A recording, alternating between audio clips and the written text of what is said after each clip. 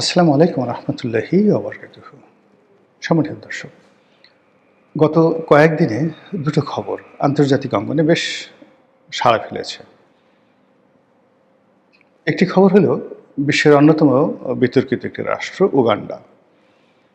সেই উগান্ডার সেনাবাহিনীর প্রধান তিনি একটি বক্তব্য দিয়েছেন যে যদি স্থল অভিযান চলে বা যুদ্ধে যদি প্রয়োজন পড়ে তাহলে তারা ইসরায়েলের পক্ষে যুদ্ধ করবে এবং ইরানকে একদিনের মধ্যে বা ৪৮ ঘন্টার মধ্যে পরাজিত করে ফেলবে উগান্ডা। তো এটা নিয়ে অনেকে ট্রল করেছেন, আমরাও ট্রল করেছি যে যেখানে তারা নিজেদের কাপড় চোপড় ঠিক রাখতে পারে না, যেখানে উগান্ডার স্পোর্টস মিনিস্টার ফুটবলে লাথি দিতে গিয়ে সে চিত হয়ে পড়ে যায়।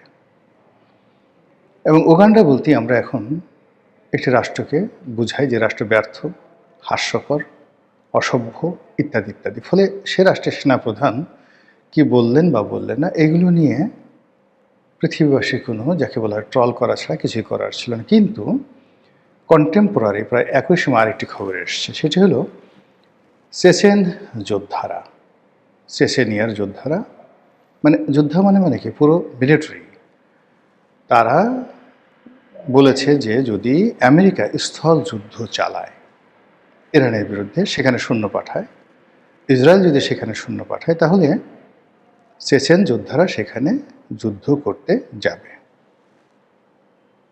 আপনারা জানেন যে চেচেনিয়া মূলত মধ্য এশিয়ার একটি অত্যন্ত শক্তিশালী মুসলিম রাষ্ট্র।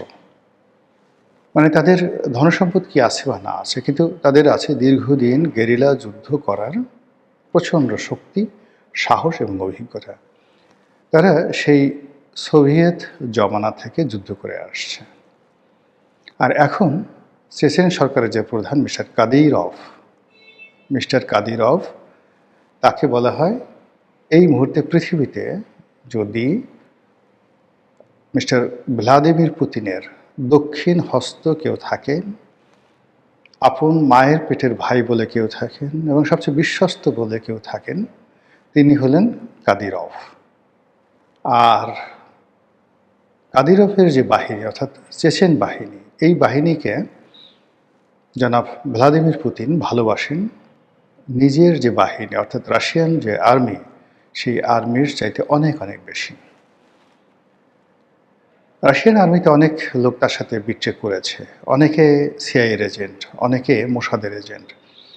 কিন্তু চেচেনিয়া এমন একটা জায়গা এবং চেচেন বাহিনী এমন একটা দুর্ধর্ষ বাহিনী, যে বাহিনীর বিরুদ্ধে কোনো বিদেশি এজেন্ট ঢুকবে, এটা গত ২০ বছরের ইতিহাস পর্যালোচনা করলে কল্পনাই করা যায় না।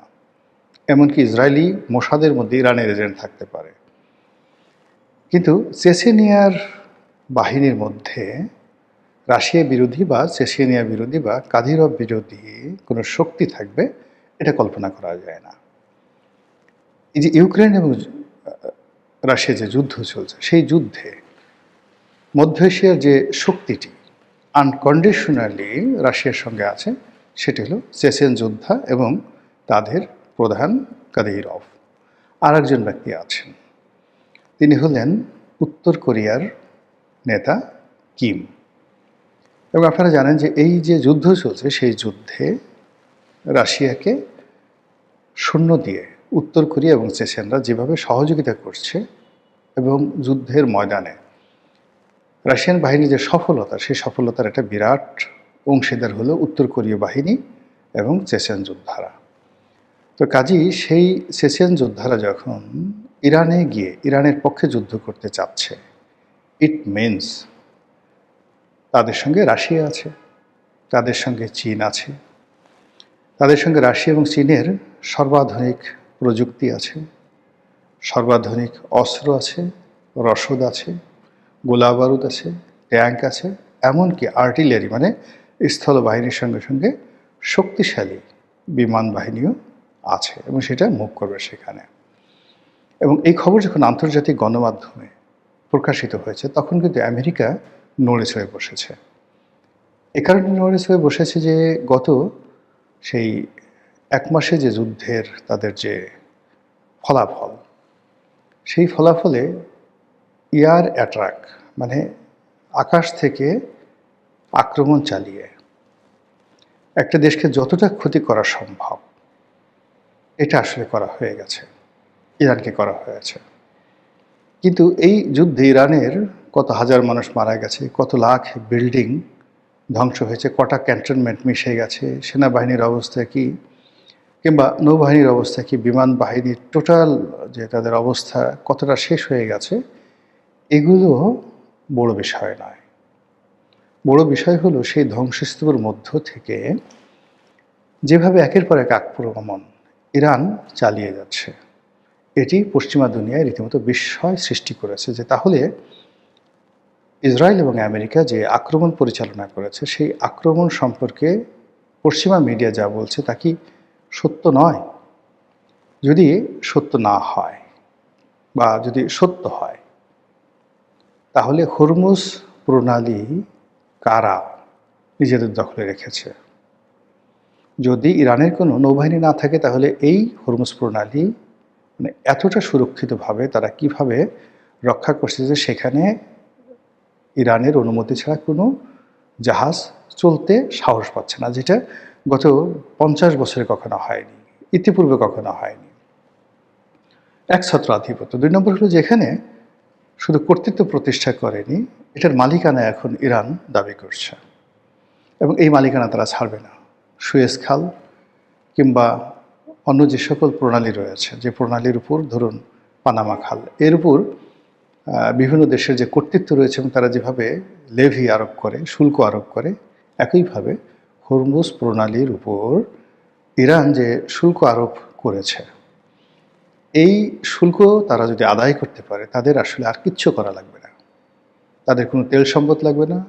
সারা দুনিয়া যদি তাদেরকে সেই নিষেধাজ্ঞা দেয়, শুধুমাত্র এই হরমুজ প্রণালী ব্যবহার করে এখান থেকে যে তারা যে শুল্ক এবং কর পাবে তার উপর ভিত্তি করে একটা রাষ্ট্র খুব অচিরে তারা দুবাই, সিঙ্গাপুর, কুয়েত, রিয়াদ এর ধরনের যে দেশ এবং এই ধরনের যে মেগা সিটিগুলো রয়েছে সেই পর্যায়ে তারা ইস্পাহান, তেহরান থেকে শুরু করে অন্যান্য যে বড় বড় শহরগুলো রয়েছে সেই শহরগুলো তারা গড়ে তুলতে পারবে হাইয়েস্ট 5 থেকে 7 বছরের মধ্যে এই ধ্বংসস্তূপের উপরে। এটা কি আমেরিকা বোঝে না? সেটা আমেরিকা বোঝে। বোঝার কারণে তারা সিদ্ধান্ত নিল যে এই যুদ্ধ যদি সমাপ্ত করতে হয় তাহলে তাদেরকে ইরানে স্থল অভিযান চালাতে হবে। কিন্তু স্থল অভিযান তারা কিভাবে চালাবে? তারা তো তাদের যে সৈন্যবাহিনী সেই সৈন্যবাহিনী ল্যান্ড করার জন্য কোনো ভূমি পাচ্ছে না, কোনো আরব রাষ্ট্র তাদেরকে ভূমি দিচ্ছে না, এমনকি ইসরায়েল তারাও বলছে না যে ইসরায়েলের যে ভূমিগুলো আছে বা যে বন্দরগুলো আছে সেই বন্দরে আমেরিকান নৌবাহিনীগুলো বা বিমান বন্দরে আমেরিকান বিমানগুলো তারা এসে তাদের সৈন্যগুলো ইসরায়েলে নামবে, এরপর এখান থেকে তারা সরাসরি অন্য যে কোনো মাধ্যমে তারা অন্য দেশে যাবে। তো কাজেই এটা ইসরায়েল রাজি হচ্ছে না। অন্যদিকে তাদের যে সকল প্রায় 20টির মতো ঘাঁটি ছিল, প্রত্যেকটা ঘাঁটি ভেঙে চুরে তছনছ করে দিয়েছে যে ওখানে একটা এখন মানুষ তো দূরের কথা কোনো পশু পাখিও সেখান থেকে ওঠে না। তাহলে ইরানের যে স্থল অভিযান তারা কিভাবে চালাবে?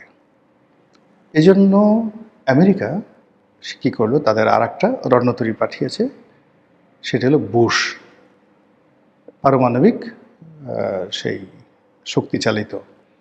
কিন্তু এই যে পারমাণবিক শক্তিচালিত আর একটা যুদ্ধজাহাজ তারা পাঠিয়েছে, এটা এর আগে যে দুটো যুদ্ধজাহাজ জেরাল্ড ফোর্ড এবং আব্রাহাম লিঙ্কন আকার আকৃতিতে এবং প্রসিদ্ধিতে সেই দুটো যুদ্ধজাহাজ অনেক বড় ছিল, কিন্তু ইরানি আক্রমণে এই দুটো জাহাজ এতটা ক্ষতিগ্রস্ত হয়েছে যে তারা প্রাণ ভয়ে সবাই ভূমধ্য সাগর এলাকা ত্যাগ করেছে।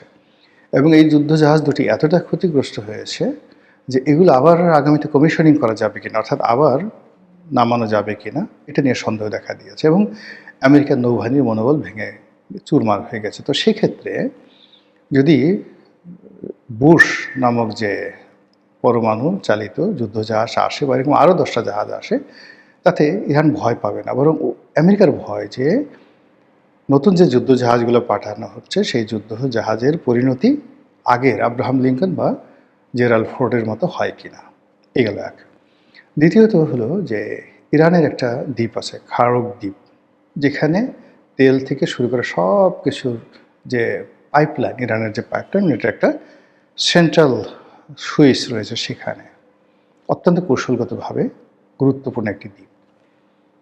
আমেরিকা চাচ্ছে যে এই দ্বীপটি যদি তারা দখল করতে পারে এবং এই দ্বীপ থেকে যদি তারা আক্রমণ চালাতে পারে, স্থল অভিযান চালাতে পারে, তাহলে তাদের জন্য ভালো হয় এবং এই জন্য প্রয়োজনে তারা পরমাণু বোমা ফেলতে রাজি এবং সে প্ল্যান তারা নিয়েছে। এবং এটা যখন প্রচারিত হয়ে গেছে, জাতিসংঘের মাধ্যমে এই অনুমোদন তারা নিয়ে নেবে যে তারা খাড়ক দ্বীপে ধরুন 5,000 সৈন্য তারা প্যারাট্রুপার দিয়ে নামাবে।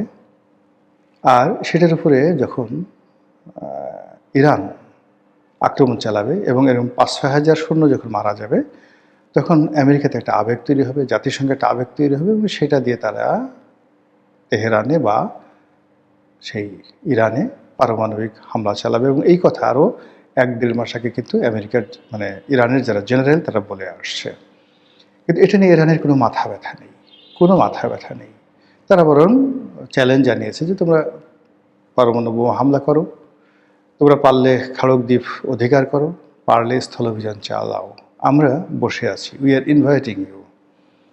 আর এ সকল কথা যখন আমেরিকার বিরুদ্ধে বলছে ইরান, তখন আমেরিকা তার নিজ ভূমিতে অনেক ঠাট্টা করছে, মস্কারা করছে, নানা রকম কথাবার্তা বলছে, কিন্তু কোনো বন্ধু পাচ্ছে না, বান্ধব পাচ্ছে না, সাহায্য পাচ্ছে না, সহযোগিতা পাচ্ছে না। তো সেই অবস্থাতে এই যুদ্ধটার ইতি টানার জন্য তাদেরকে আনকন্ডিশনালি ইরানের কাছে স্যারেন্ডার করতে হবে, ইরান যা চেয়েছে তা দিতে হবে এবং হরমুজ প্রণালীকে ইরানের হাতে ছেড়ে দিতে হবে এবং মধ্যপ্রাচ্যে তারা থাকতে পারবে না। এটা গেল একটা অপশন। আর একটা হলো যুদ্ধটাকে একদম প্রান্তসীমায় স্থল অভিযানের মাধ্যমে জয় পরাজয় তাদেরকে নির্ধারণ করা। তো এই কাজটি করার জন্য তারা দ্বিতীয়টা বেছে নিয়েছে যে তারা স্থল অভিযান করবে। কিন্তু এটার প্রেক্ষিতে যখন সেই চেচেন যোদ্ধাদের হুমকি আসলো এবং একই সঙ্গে আমরা বিভিন্ন ফটো কাটে দেখেছি যে উত্তর কোরিয়াও প্রতিক্রিয়া দেখিয়েছে যে এরকম যদি হয় তাহলে তারা সরাসরি আমেরিকাতে ক্ষেপণাস্ত্র হামলা চালাবে, দূরপাল্লার ক্ষেপণাস্ত্র চালাবে।